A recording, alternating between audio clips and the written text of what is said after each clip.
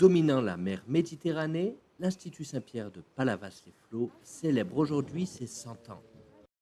Depuis la fin de la Première Guerre mondiale, l'établissement offre les meilleurs soins aux enfants atteints de diverses pathologies, tout en leur permettant de bénéficier des bienfaits de l'air marin.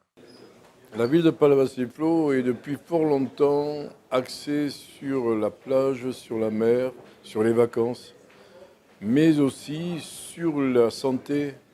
Et nous, ce que nous souhaitons, avec l'œuvre des enfants à la mer, c'est développer cet aspect de santé.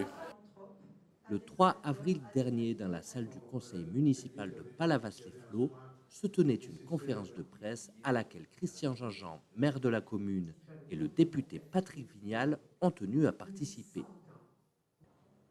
À cette occasion, les responsables de l'Institut ont annoncé la création d'une fondation qui permettra aux enfants les plus démunis de bénéficier des meilleurs soins et spécialistes.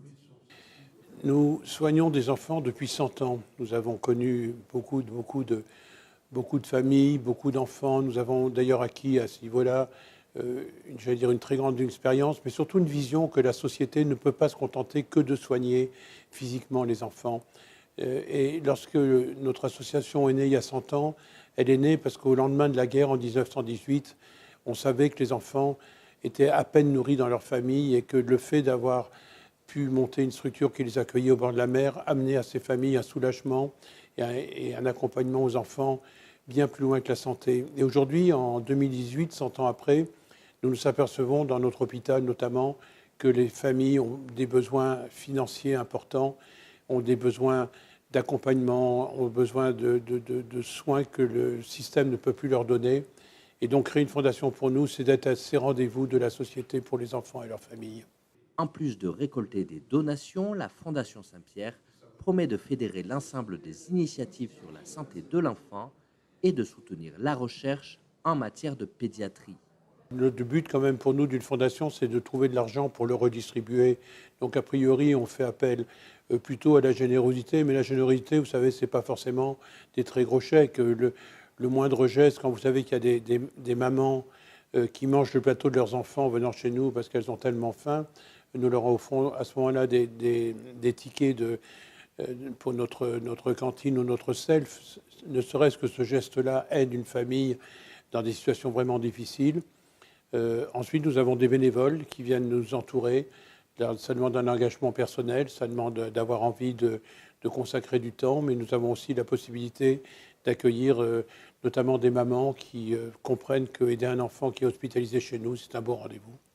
Des fondations reconnues d'utilité publique en France, il y en a à peine 600, si vous voulez, pour toute la France. Et ensuite, nous en avons maintenant en plus la signature d'abritante qui nous permet d'abriter d'autres fondations. Et là, il y en a moins de 70 en France. Donc ça va nous permettre d'avoir une image d'abord qui est beaucoup plus proche de l'idée que les donateurs se font d'une structure pour les accueillir.